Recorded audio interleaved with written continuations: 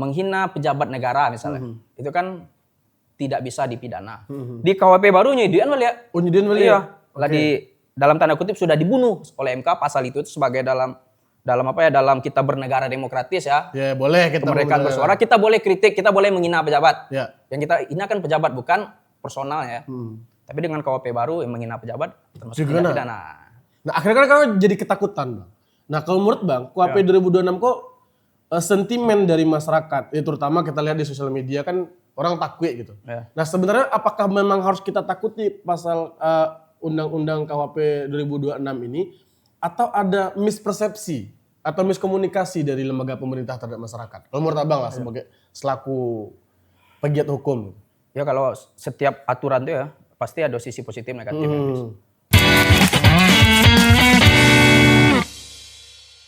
Bang Guntur. Siap, Pis. Siap, selamat datang Bang di kantor sederhana kami. Makasih Pis, lah diundang, makasih di sana. Jadi kalau 5 tahun, jadi terakhir ngobrol sama Bang Guntur tuh di podcast. Waktu itu namanya Mesihat Manajemen, Bang. Ya 2020 atau Pis. Membahas tentang penembakan oleh polisi waktu itu. Iya, di Solo Selatan. Itu Bang kasusnya akhirnya Bang? Yang menembak itu masuk penjara. Dan dipecat? Itulah informasi pecat itu nggak tahu sih, tapi sempat dipecat sih kalau nggak salah. Oh, kabarnya sempat dipecat, akhirnya masuk penjara. Iya, cuma kita nggak tahu pastinya, sampai ini nggak ngikutin. Dan Bang Guntur ini viral sampai ke ranah nasional karena jadi lawyers, pengacara lah istilahnya. Ya, tapi tidak pengacara lah. Waktu jadi pengacara korban tembak di Solo Selatan tahun 2020, tuh Bang? 2021 lah waktu itu. Iya. Oke. Bang, nah kan kami sebagai adik-adikku bertanya, Bang kok Bang Ambiak Jo sampai hari kini, jadi Bang Guntur ini aktif di isu-isu keadilan sosial. Orang kan cari piti, Pakaro tanah, Pakaro Harato gitu kan. Bang kok Bang Ambiak Jo tentang keadilan sosial? Itu pertanyaan pertama kok Bang. Ya oke Pis. Pertama cari piti tentu Jo Pis ya. Namanya ide ya. Iya. Cuman mungkin yang tidak menyentuh masalah-masalah sosial enggak mau publikasi lah. Ada yang ingin privasinya, tapi kalau yang terkait isu-isu sosial ya itu mesti di-up, dipublish. Itu orang no viral, no justice ya. Betul. Nah, makanya gini, berkawan sama Apis dan kawan-kawan dalam rangka ya supaya seandainya Ambo terjun dalam kasus-kasus yang isu-isu sosial, ya itu di backup. Nah, ya kenapa Ambo pilih Fis ya? Sebenarnya karena panggilan jiwa aja Fis. Asik. Nah, itu ya sebenarnya di era-era kini kok agak ras-ras sebab kampanye politik orang menyebut-nyebut panggilan jiwa. Ya pertama ada caleg dong, Bes. Oke, itu udah caleg. Iya. Untuk apa aja sih? Kalau dari sisi ada kepuasan tersendiri, Bes. Jadi lah sudah nolong orang kok, raso-rasonya kalau nerimo piti kan senang. Sudah nolong orang susah, orang kok tolong, lain lo senangnya, Bes. Lalu lama ya kan. Raso beguno aja di manusia. Di luar piti lah gitu Bang ya. Itulah jaleh kalau piti itu, Bes. Ya kan? Cuman kok ya lawyer kok sebenarnya harus dipahami dek kawan-kawan kan. Awak kok officium nobile ya disabi. Ketika kuliah kan cocok disabi apa officium nobile itu profesi yang mulia. Di mana mulianya? Kalau bekerja kerajo dibayar itu enggak mulia, itu biasa itu bisnis. Itu bisnis. Tapi kerajo enggak dibayar, orang tak tolong. Enggak pandang bulu miskin apa enggak dibayar, kita tetap tolong optimal. Tak tolong orang. Oh jadi pengacara aku bisnis juga sebenarnya Bang? Ya bisnis jasa lah. Oh bisnis jasa. Berarti masuk ke bisnis? Ya bisnis sebenarnya jasa. Anda memberikan jasa, Anda dibayar dan market menilai. Oke. Oh dari awal lah kayaknya Bang. Apa sih sebenarnya yang dijual oleh seorang pengacara kok? Kalau di bisnis kan namanya value proposition kok Bang. Iya. Apa sih nilai dari seorang pengacara itu sehingga dia dibayar? Ya pertama kalau bahasa sederhananya talap pawak kan. Ya bayangkanlah orang ada masalah barek ya. Orang ada masalah yang tidak mampu selesaikan. Tidak mampu jalani ya. Awak Nio mendampinginya bersama-sama menjalani, bahkan mewakilinya menyelesaikan masalahnya. Beban beratnya sebagai pebisnis, misalnya Apis pebisnis kok. Apis ngelola manajemen yang besar. Kira Apis tersangkut masalah ketek, jadi terancam bisnis Apis. Banyak lu kerajuan. Oh bisa. Kami urus. Apis hidup dengan tenang, lalu lama jo biar kami urus. Berarti membantu menyelesaikan permasalahan hukum orang. Masalah hukum dan masalah hal-hal yang bisa jadi masalah hukum kok kan banyak kok Pis. Tapi menggantikan hukuman tuh enggak bisa. Enggak bisa. Misal supaya Apis jangan hukum atau piti Apis tersangkut enggak dibayar orang. Itu bisa tuh. Kita wakili pada Apis bolak-balik enggak bayar, biar lawyer. Oke. Klien-klien Witbox yang belum bayar, kok masih ada beberapa. Bisa kok ya. Bisa kita bantu dong, Bro. Kontrak dibicarakan ya. Tapi Bang, wah bergerak ke isu keadilan sosial kan. Oke. Bang kan aktif banget di isu keadilan sosial gitu. Dari sebegitu banyak kasus yang Bang bantu gitu. Ada nggak sih Bang yang paling karih rasanya Bang menjalani prosesnya gitu?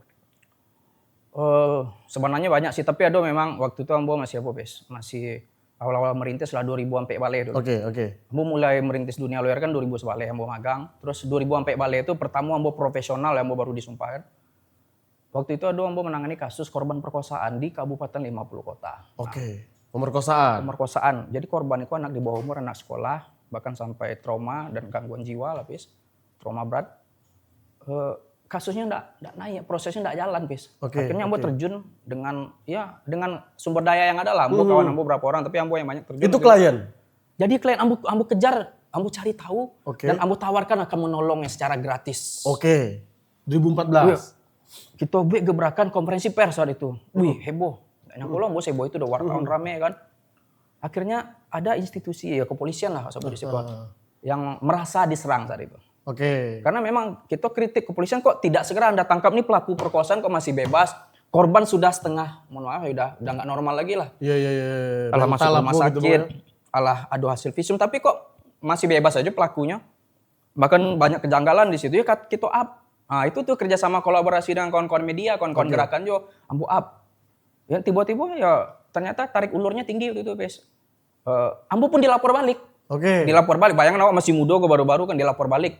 Itu tuh Kok bisa Bang lapor balik? ya karena ambo konferensi pers, statement segala macam ya kan, sebenarnya pasal-pasal yang yang termasuk ancaman bagi aktivis, bagi kawan-kawan yang bersuara untuk keadilan tuh ya undang-undang ITE. Oke. Pencemaran nama baik itu kan hanya untuk teror aja.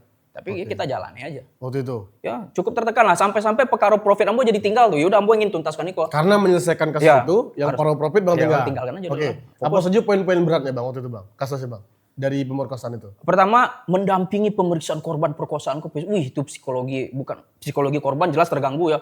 Dipaksa mengulangi cerita kejadian. Kita pun mendampingi itu. Harus memastikan ini siap menerangkan.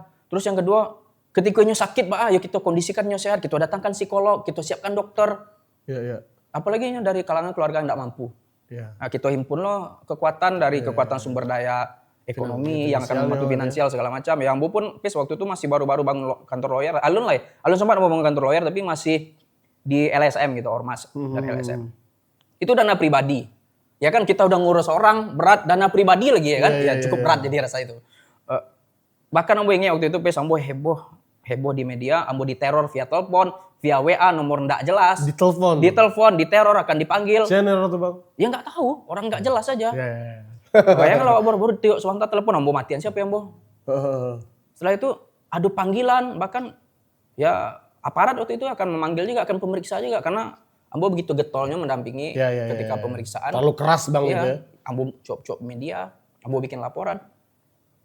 Nah, yang parahnya ya kan, Allah kita akan ditekan, kasusnya sempat terseok-seok. Secara finansial ya kita dana pribadi. Mungkin ada sih beberapa solidaritas lah. Iya, kawan-kawan. Tapi memang dana pribadi juga.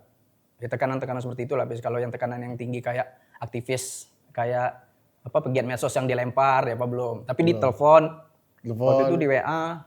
Apa bentuk ancamannya Bang? Ya hati-hati Bung, jangan keras sekali. Ya hati-hati kau ya, kau akan dilaporkan. Oh oke. Kadang ya terganggu lah, kita cukup terganggu. Tapi kalau sekarang udah biasa. Dan akhirnya apa kasus tuh Bang, yang waktu itu? Endingnya? Pelaku masuk penjara sih. Oh. Dan korban ini kita pulihkan lah. Biaya pemulihan itu gratis ditanggung oleh negara. Melalui LPSK waktu itu. Oke. Lumayan ngeri juga. Dan kabarnya Bang pun pernah dilaporkan melanggar undang-undang ITE ya Bang? Oh, berapa kali mau dilaporkan. Bahkan kini status ambo sedang dilaporan lo kok. Oh iya? Iya. Aku gak payo kok. Berarti Bang ini dalam posisi sedang dilaporkan? Iya, ambo mengecek banyak kan dilaporan lo. Fis diskon saja. Kita kan ngodai. Gak ngeri kok masalahnya kok. Bang. Cerita sedikit ya Bang. Jadi yang terbaru lah ya. Terbaru. Berarti Bang beberapa kali dilaporkan melanggar undang-undang ITE. Dan sekarang dalam proses dalam pelaporan. Oke, siap. Jadi ambo sebagai lawyer, ambo mendampingi klien membuat laporan. Terus laporan laporan penipuan. Oke. Tapi yang klien kok laporan penipuan. Ya korban penipuan kayak gitu kan. Kita laporkan di Polda Sumbar. Alah hampir 2 tahun penyelidikannya ndak jaleh, ndak ada titik terang ada. Bukti lah gitu lagi ya, gelar perkara berulang-ulang ya kan. Ada gelar perkara beko tuh. Ambo 3 kali gelar perkara kasus penipuan waktu itu.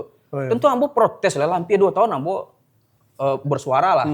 Cuap-cuap di media, kita laporkan itu penyidiknya. Tujuan kita melaporkan apa? Agar prosesnya berjalan. Polisi itu lebih profesional. Sehingga klien ambo dapat kepastian hukum dong. Bos sebagai advokat kau melaporkan. Rupanya entah enggak tahu apa ya. Ada tawaran damai. Disuruh ambo damai lah cabut perkara. Ambo nak niolah harga diri kok. Iyalah. Terus tiba-tiba ada laporan. Ambo terlapor. Masuklah tawaran damai lah kan, cabut perkara. Oh, masuk lapor kok untuk tawaran damai ya. Oke. Terus akhirnya yang ajaibnya kan, laporan penipuan itu dihentikan. Laporan ambo sebagai terlapor undang-undang itu ya dilanjutkan. Masih ada pemanggilan gini, tapi ya menurut kuasa hukum ambo ya, bukan punya kuasa hukum, kawan-kawan solidaritas kok. Yang kita lakukan itu masih dalam rangka pembelaan klien lah, profesi kita. Profesi advokat kok dilindungi oleh undang-undang, dilindungi oleh undang-undang advokat, tidak bisa dituntut pidana perdata. Ketika membela kliennya. Oh, berarti kalau dalam proses membela klien, pengacara itu tidak boleh dituntut? Tidak boleh dituntut. Apapun konteksnya? Tidak boleh, kecuali membela dengan itikat buruk. Selagi dengan itikat baik, ya nggak boleh dituntut. Nah, bagaimana membuktikan itikat baik? Itulah kerja atau tugas dari peran organisasi profesi. Nah, lalu sore dari organisasi profesi menyatakan, ambolah tindakan yang boleh lakukan kok sesuai dengan etika profesi dan tidak melanggar undang-undang advokat dan dengan itikat baik.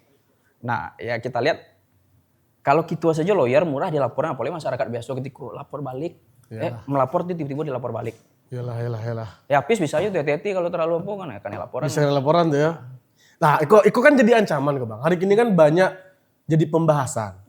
Beberapa hari yang lalu kok konten kreator Sumbar, Dali, Bang Desbi mempost-post story kan. Kok undang-undang KUHP tahun 2026 kok terancam kok mengomentari. Nah kan kok bicara balik ke KUHP kok.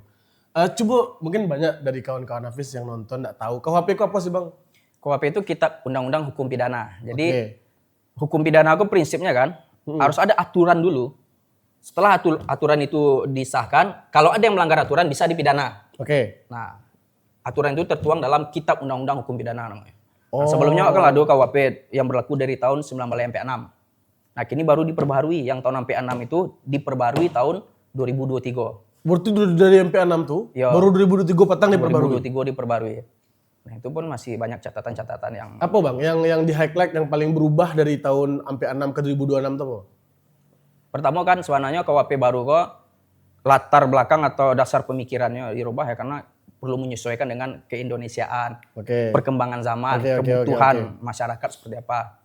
Tapi itu tuh tentu konkretnya apa norma yang diatur. Nah, ternyata ada beberapa catatan dan kritisi lah yang kita masukkan. Salah satunya kan yang sebenarnya sudah dinyatakan oleh putusan MK ya, menghina pejabat negara misalnya. Itu kan tidak bisa dipidana.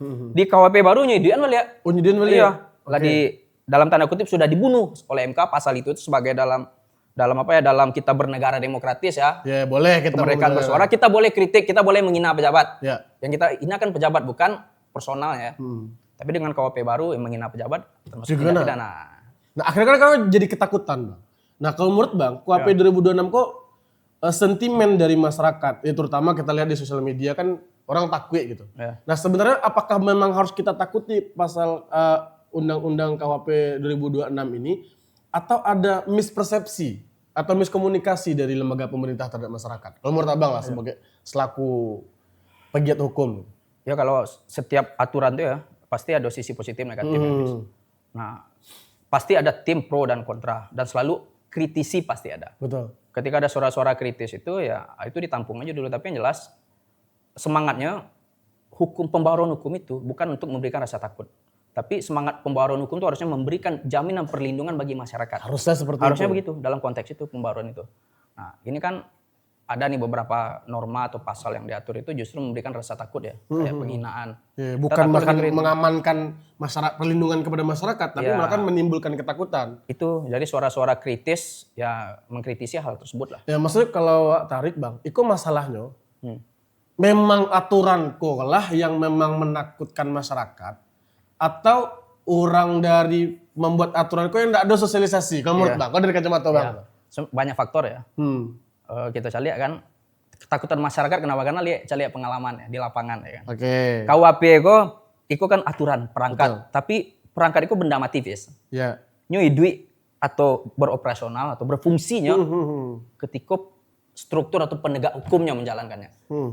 Nah masyarakat bacamnya gini kok, ya karena lihat ndak bisa aja dilapen dari perangai oknum, kalau disabi oknumnya lah banyak loh, ya kan?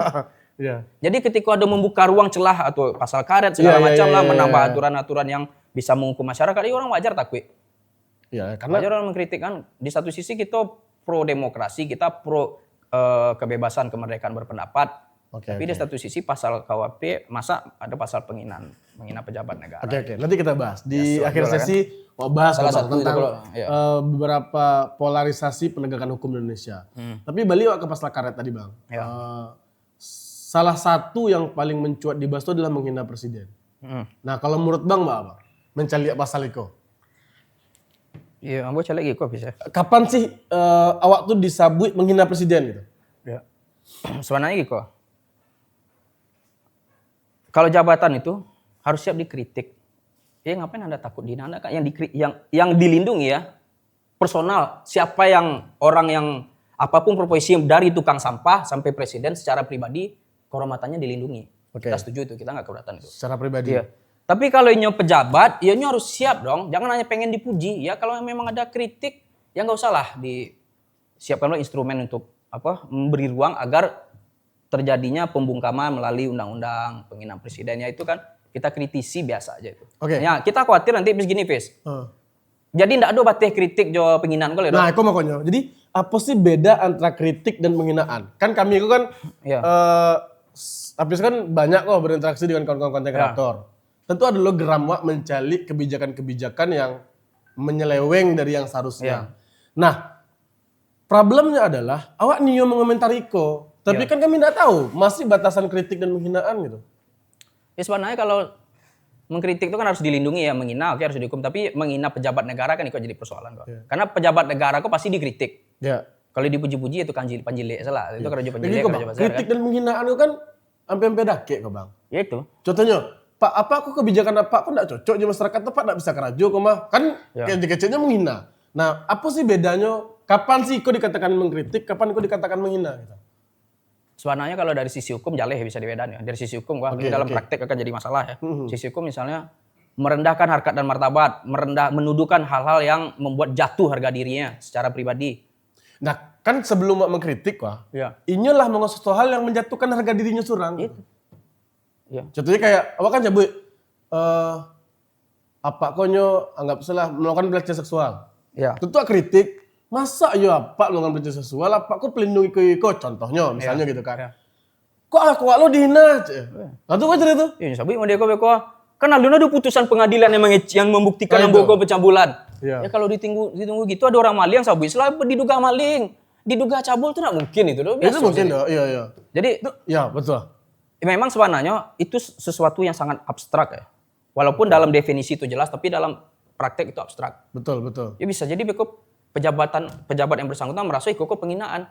Nilai subjektif pada dirinya menyatakan penghinaan, beko diserahkan ke penegak hukum. Ya kalau Hafiz superstar punya follower jutaan mungkin agak ragu juga penegak hukum aman. Tapi kalau Hafiz aktivis daerah kan, banyak bu mengkritik, nggak ada yang jaminan Hafiz apa dah. Termasuk Ambo kan. Tapi kalau kita bisa memobilisasi gerakan ya, jadi kita bisa menegakkan kebenaran. Tapi kalau enggak, berpotensi kriminalisasi itu. Betul sih Bang tuh. Jadi contohnya kalau ada orang maliang kok. Sebenarnya terbukti maliang. Awak nampak kok terbukti maliang. Nah ketika awak ndak boleh menuduhnya maling, tuh baca kok diproses. Nah ketika awak tuduhnya maling, nyosabui, kalau ada keputusan pengadilan tuh baca rohnya. Itu orang maliang kok dimukul aja lain cuma bion dawa. Woi maliang, kalau ada keputusan pengadilan masa kayak gitu. Itu kan jadi masalah pokoknya. Hukum itu kalau dilihat hanya definisi itu sangat terbatas. Maka kembali lah, itu soal kualitas para penegak hukumnya. Jadi kalau kata beberapa kata filosof ya, aturan yang buruk pun kalau penegak hukumnya benar, maka hukum itu akan baik. Sebaliknya aturan itu baik kalau penegak hukumnya nggak benar, sebaik apapunnya tetap buruk juga di lapangan. Balik ke penegak hukum. Balik. Nah yang penting itu pengawasan. Nah, kok agak subjektif sekali. Kau pendapat ya. Bahas sih penerapan penegak hukum di Indonesia selama Bang menjalani hukum. Ya kalau kecek survei kan contoh polisi terbaik ya, masyarakat paling termasuk polisi terbaik di dunia ya kecek survei ya. Survei yang disampaikan oleh Ambo nak tahu dari Mas Indra. Dia cari lihat di lapangan langsung semua tahu mah. Ya kan? Ini kalau bang. Tunggu dulu. Wak ditelan dulu. Penegak hukum kok CAC. Aku biar tahu. Kan jadi kan ada pelanggar hukum, ada penegak hukum gitu kan. Kalau pelanggar hukum jalani orang dan melakukan kesalahan. Yang paling terdepan tuh polisi. Polisi itu penegak hukum paling terdepan. Setelah itu Satpol PP penegak hukum juga, penegak hukum perda kan. Oke. Apa bedanya fungsi Satpol PP sama polisi? Polisi untuk lebih luas lah cakupannya, tindak pidana atau kejahatan. Nah, kalau Satpol PP hanya pelanggaran peraturan daerah, mama ngalih kaki limo kan. Itu kan tidak diatur oleh KUHP dan undang-undang pidana. Perda, lapo gitu ya. Oke, duo. Satpol PP, polisi, penegak hukum paling depan. Nah, itu di paling depan ya. Tapi kalau polisi kan banyak, ada polisi hutan, ada bea cukai dan lain-lain. Tapi yang masif itu yang maksudku polisi lah. Seragam coklat lah gitu ya. Setelah itu ada instrumen, ada lembaga penuntutan yaitu kejaksaan. Jadi berkas dari polisi kok dilimpahkan ke jaksa kok yang menghadirkan si terdakwa di persidangan untuk membuktikan apakah benar tuduhan yang ditujukan kepada dirinya. Itu hakim. Akhirnya 3 itulah. Penyidik, penuntut, dan pengadil pemutus. Itu polisi, jaksa, hakim. Oh, berarti jaksa kok penuntut? Ya penuntut kayak KPK, kita bisa di penyidik dan penuntut. Jaksa juga dalam kasus-kasus korupsi ya jadi penyidik. Oh, berarti kok ya, misalnya Dedek kok melakukan kesalahan, ditangkap polisi. Ya misal Maliang lah ya. Maliang gitu kan, ditangkap polisi. Beko polisi serahkan ke jaksa. Serahkan ke jaksa, lengkapi berkas serahkan jaksa. Jaksa siapkan namanya surat dakwaan untuk dihadapkan ke persidangan. Hakim, baru ke hakim. Nah, pengacara kok masuknya pilo? Pengacara itu bisa dari proses itu di awal dari tingkat kepolisian atau bisa di kejaksaan atau bisa di persidangan saja. Oh gitu. Contoh kok, Dedek kok tertuduh Maliang kok. Ini nak Maliang loh, tapi tertangkuk. Gitu kan? Dibawa kantor polisi, di BAP. Boleh enggak awak nak menjawab waktu tunggu kuasa hukum awak? Boleh. Boleh ya. Gitu ya? Malah ketika awak menjawab itu wajibnya berikan hak untuk didampingi kuasa hukum. Itu kewajiban polisi itu. Kalau saya ingin didampingi kuasa hukum. Oh gitu. Wajib polisi. Dia memberikan Dan kesempatan. awak ketika paso-paso untuk menjelaskan kronologi, awak nak nama enggak masalah? Enggak ada masalah. Gitu Dalip. Acok kan ada Dalip, Pak. Ada potensinya cok mengkritik pemerintah kan. Dalip kan. Tilang. Kau Dalip kok, kan mengkritik pemerintah kok. Set. Tatangkuk deh polisi malam kan. Set. Aku bantuan kok ke Dalip, kok daerah-daerah yang tidak tersentuh bantuan.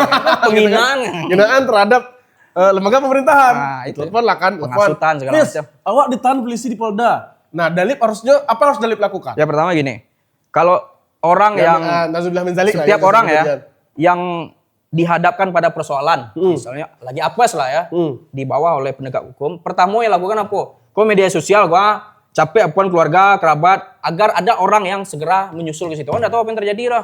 Karena di PW atau gitu kan? Ya capek, susul dulu. Oke. Pastikan dulu ada orang yang tahu kita dijemput ya. Ada yang tahu ada jemput. Nah, ketika tiba di situ, awak diam saya boleh kok. Misalkan boleh ya, diam saya. Tolong jelaskan keterangan. Ya boleh. Awak boleh ngecek kayak tunggu ke suku. Ya, tapi kalau enggak ada orang yang tahu surang saya lama-lama cetakan itu takut kan. Ya lupa tanda tangan saya, Pak. Pede. Wah, kalau nyelakukan kekerasan, yang pelaku kekerasan itu walaupun aparat ini wajib dihukum dan barek lu hukumannya lah. Oh, itu aturannya seperti itu ya, tapi kenyataannya ayolah bangka sih orang gua keluar kan. Itulah yang sebenarnya kejahatan dalam penegakan hukum ya. Kejahatan dalam penegakan hukum itu. Jadi ini melakukan kejahatan sendiri untuk menegakkan hukum itu kejahatan. Polisinya tangani orang, pasu ngaku. Itu kejahatan tuh. Sesuai dengan yang diatur oleh KUHP. Itu bisa tuh? Bisa. Misalnya tertangkap Dalip kok, tiba di dalam bangka-bangka aja gitu. Pasal barako 1 2 3. Tuh, gitu kan. Nah, tuh kasus tuh? Kasus, jangan kan itu buat. Kan ancam sih yang tanda tangan kena. Itu lah pengancaman tuh mah. Bisa, jadi enggak ada yang kebal hukum lah. Enggak ada yang kebal hukum. Enggak ada yang kebal hukum lah. Ya, itu. Nah, kalau lah kabari orang terdekat ancaman. Kalau bisa mengakses lawyer ancaman. Nah. Jadi berarti kan kimikal lah ada akses lawyer kini. Itu.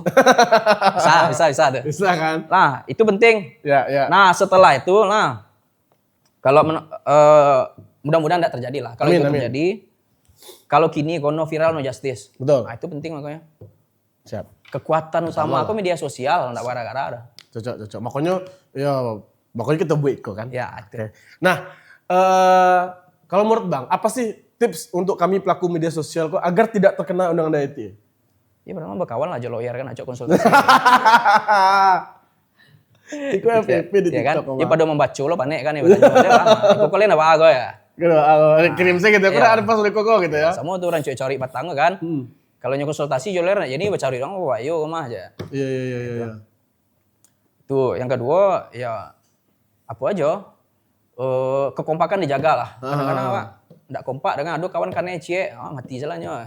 Followernya banyak pada kan sedikit. Dukung. Karena kalau karena cie berarti awak berpotensi lo karena gara-gara mengkritisi biasa kan. Iya. Kalau karena sama-sama bela gitu ya.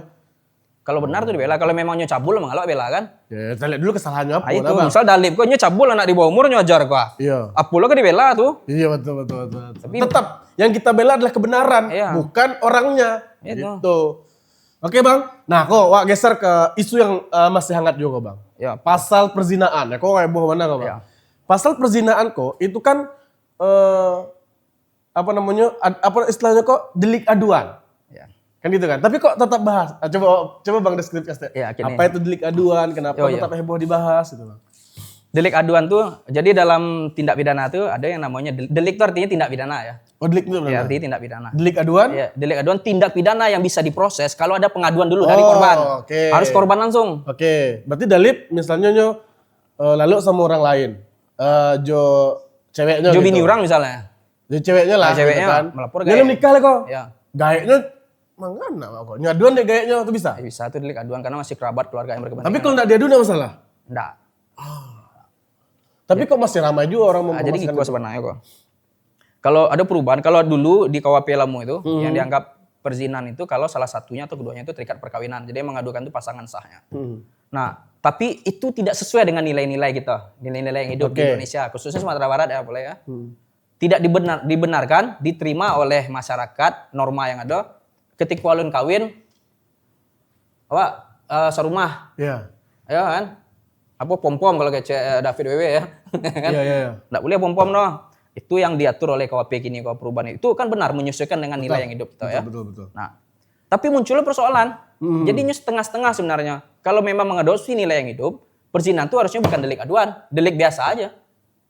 Delik biasa itu ya ketika masyarakat nangkok, masyarakat tergaduh, masyarakat bisa melapor. Ya harus delik aduan. Ayo, delik biasa salah. Kok kan nanggung juga. Berarti delik aduan kok sebenarnya malah memberi ruang harusnya kan Bang? Iya, jadinya kalau masyarakat nangkok nggak bisa masyarakat melapor. Kalau delik aduan ya, kalau harusnya jadi delik biasa aja. Iya, kok bisa jadi tekanan sosial malah nak? Iya. Hanya tekanan sosialnya orang. Tekanan sosial aja berarti nggak ada ya perubahan yang pura-pura aja. Tapi yang ngadu kok siapa yang mulia Bang? Orangnya ada hubungan keluarga. Itu baru mulia. Gitu. Berarti kalau nggak ada hubungan keluarga? Ya, misalnya apis datang kok kan harus bini apis mengaduan kan. Oh gitu. Bara lamo tuh Bang, tadi si Bang Lesbi nanyo. Ya. Bara lamo itunya. Tergantung kalau anak di bawah umurnya ajar minimal 5 tahun mah. 5 tahun. Kalau anak di bawah umur pastikan KTP lo ya. Bini Lesbi ngadu kok. Pus, iko Bang kok. Ya enggak tercover dari itu Kak. Itu contoh. Enggak ada Kak, Bang Lesbi rancak orang aja. Iya. Lu laporkan, kok kan contoh kok. Ya. Bara lamo bisa dihukum maksimal 9 bulan. Lain enggak lamo deh Bang. Malu itu lah. Dan memviralkan Dalip kan. Ya. Oke Bang. Ya. Nah, ITE, isu perzinaan, menghina presiden. Ada celah. Yang paling mengerikan kok adalah isu hoax. Ya. Nah, hoax kan isu bohong. Nah, siapa yang bisa menentukan kalau berita bohong atau enggak? Apa syarat-syaratnya kok bohong? Ya bukan siapa sih kalau yang dihukum itu kan apa sih yang menjadi indikatornya kan? Ya indikatornya bohong itu gitu. Tentu berarti harus ada yang fakta yang sebenarnya seperti apa dulu kan. Contohnya misalnya Apis menyebarkan berita kan bahwa Dalip menilap bantuan yang diterima dari hampir Raffi Ahmad ya kan. Cuman ditahan di Bang Desbi. Jadi itu agak Selanjur viral, oke. Ya kan? Itu Dalip dirugikan ya. Itu Dalip melapor.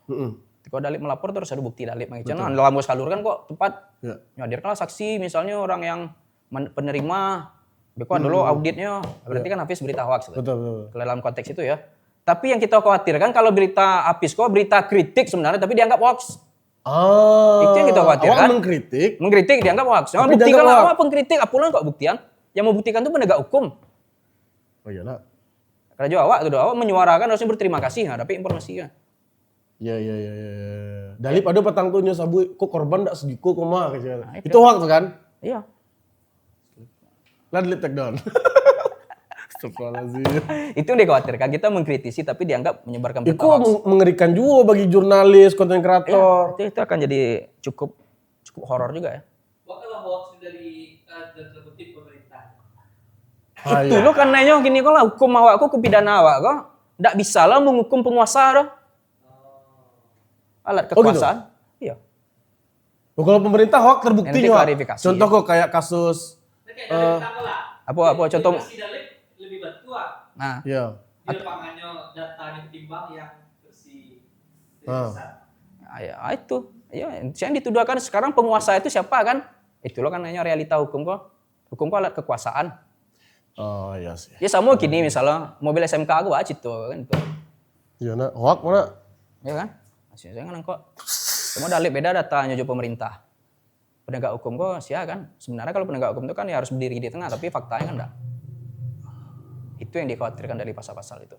Berarti lumayan mengekang juga ya? Ya cukup lah. Maka balik lagi kalau instrumen itu hukum itu kan instrumen alatnya, tapi siapa yang menggunakan alat Oke, itu ya? Wak bahas ke situ bang. Kalau menurut abang, masalah terbesar hukum waktu, ikut pasalnya kah atau penegaknya kah? Kamu abang? Penegaknya lah. Dan itu banyak 99% penegaknya tuh. yang bermasalah. Ya Penegakannya bentuk kecil bang tadi nggak terserah lah aturannya bang, tapi kalau penegaknya elok, Ya. Contoh tadi kayak pasal hoax kalau penegaknya betul ya dalip harusnya data dalip kok misalnya dalip menyatakan korban sekian ribu orang tidak tersentuh bantuan itu kan faktanya temukan di lapangan tuh. Walaupun Beko misalnya dari versi pemerintah mungkin menghitung sendiri dengan BPS data statistik yang tidak pernah ke lapangan misalnya kan. Tentu beda datanya terima laporan dari lurah saja. Kalau benar orangnya ini cross check berterima kasih harusnya dengan dalip kok ya makasih kami dalip. Tapi kalau mohon maaf ya kok hoax kok kami ada data dari pusat statistik ya. Kan bisa aja dianggap hoax. Maka kembali ke aparaturnya tadi. di tengah tingkat kepercayaan publik hari ini yang kita rasakan notabene rendah, itu sangat berbahaya bang. Ya bahaya sih. Makanya kita harus kompak kan. Kalau masyarakat kok boleh aktivis media sosial ya harus kompak lah. Harus kompak ya, sesama. Ya, karena gitu. Mungkin permainan tuh ada yang oknum ya walaupun banyak ya oknum, tapi yang berhasil itu pasti ada. Nah, kalau lah tetap perjuangan kebenaran. Ya, yang kalau lah kita mendorong untuk apa kok agar hukum kok lurus dengan suara yang besar tentu didengar sampai ke atas. Kira sampai lo ke presiden kan bisa jadinya pecat kok yang oknum di bawah itu kan. Berarti kita tarik kesimpulan kok besar pengaruh aparat penegak hukum daripada kekuatan pasal. Iyalah. Hukum kok hanya instrumen atau alat. Berarti nasib seseorang tergantung siapa penegak hukumnya. Iya bisa seperti itu, banyak faktor begitu yang menentukan. Kalau hanya sekedar pasal itu bisa lah. Lawyer aja contohnya dalam kasus ya. Kasus perdata pidana selalu ada dua sisi. Penggugat tergugat. Padahal hanya satu peristiwa kan. Bisa dilihat dari perspektif mana. Kalau ini benar, ya pakai ini kok. Kalau ini menghajar ya pakai ini kok. Wah, sangat fleksibel. Itu banyak pitibang karena mau diberikan negara aku bisa mengacara aku. Enggak juga sih. Tapi kok awak agak pinggir jurang sebelum awak menuju akhir pembicaraan. Fakta di lapangan lah, Bang. Apa sih di dunia per lawyersan. Ya. Bahasa Minang salah. Acara aku nak. Ya. Yang mangka tibang itu sih. Aku mau diku negara aku gitu. Ya jual beli perkara banyak. Ada. Banyak. Di semua tingkatan. Bagaimana cara jual beli perkara? Contohnya Dalip kok. Yang sederhana saya, awak anggap kok, kamu suka memakai di Wakanda lah ya. Di negara Wakanda, kamu nak sabi di Sumatera Barat di Indonesia ya kan. Sabi Polres, Polda Sumbar doh. Sederhana saja kan. Kasus narkoba misalnya kan, datang kok. Negosiasi lah pasalnya, pasal pemakai, pasal menyimpan, pasal ngedar. Ya kan? Kalau ngedar oke, itu kan jalan ngedar. Kok ada di badan apa? Ya kan? Memakai itu pasti menyimpan. Ya. Kalau pasal menyimpan, kok minimal sampai tahun, maksimal 2 kali tahun. Pemakai minimal setahun. Bisa rehab kan? Yang mana? Bisa ditawar. Yang makai kok bisa aja di apa? Siapa pelaku penegak hukum yang berpotensi untuk melakukan transaksi? Ya, siapa yang berusaha itu? Sadulahnya tuh. Ya, yang 3 yang besar itu bisa. Bisa, di semua tingkat bisa. Dan itu ada dilakukan.